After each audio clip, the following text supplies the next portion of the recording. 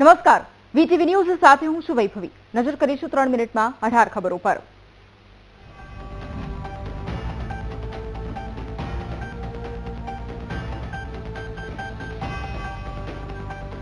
નવરાત્રીમાં થતી અશ્લીલ હરકતો સામે સાધુ સમાજમાં રોષ. ખાખી મઢી મહંત સુખરામદાસ બાપુએ કહ્યું, નવરાત્રીને અશ્લીલ હરકતોથી ન કરવી જોઈએ બદનામ.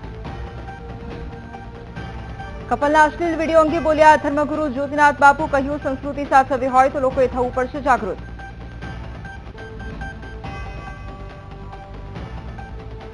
સામાજિક કાર્યકર પ્રતિભા દેસાઈએ વડોદરાની ઘટનાને ગણાવી ભારતીય સંસ્કૃતિનું પતન. કહ્યું, સોશિયલ મીડિયામાં ફેમસ થવા યુવાઓ કરે છે સંસ્કૃતિનું પતન.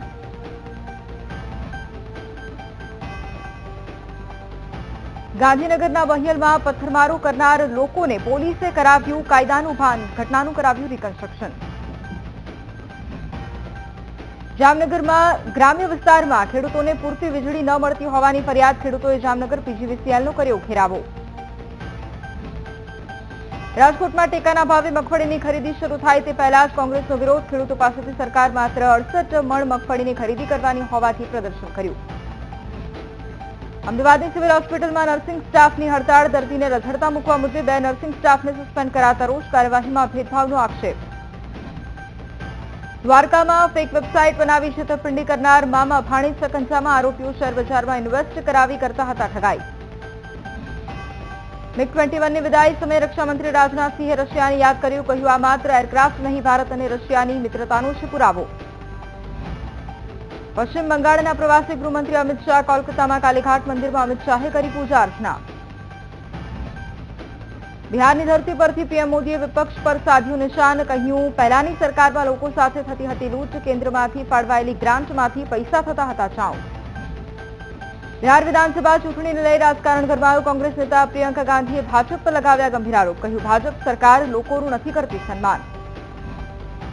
બિહાર વિધાનસભા ચૂંટણી પહેલા લાલુ યાદવના દીકરા તેજ પ્રતાપે વધાર્યું મહાગઠબંધનનું ટેન્શન. તેજ પ્રતાપ યાદવે નવો રાજકીય પક્ષ બનાવવાની કરી જાહેરાત.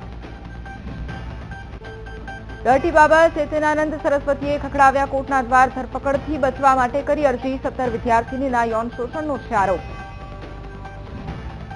ઉત્તર પ્રદેશના બહરાઇચમાં મદ્રેસામાં ગોંધી રખાયેલી સગીરા મુક્ત. ગેરકાયદે 40 થી વધુ સગીરાને મદ્રેસામાં ગોંધી રખાઈ હતી. રશિયાના સ્મોલેન્સ્કમાં ટ્રક અને માલગાડી વચ્ચે અકસ્માત. ઈંધણ લઈને જતી ટ્રેન સાથે ટ્રક અથડાતા ટ્રેનમાં આગ લાગી. પૂર્વ આફ્રિકાના મેડાગાસ્કરમાં વીજળી અને પાણીની અછત મુદ્દે વિરોધ પ્રદર્શનકારીઓએ લગાવ્યું બિલ્ડિંગમાં આગ. ઘટના પછી કર્ફ્યુ લાગ્યું. ટ્રમ્પને મળવા પહોંચેલા પાકિસ્તાન પીએમ શાહબાઝ શરીફ અને આર્મી ચીફ મુનીરની ફજેતી. અમેરિકન પ્રમુખે અડધો કલાક જોડાવી રાહ.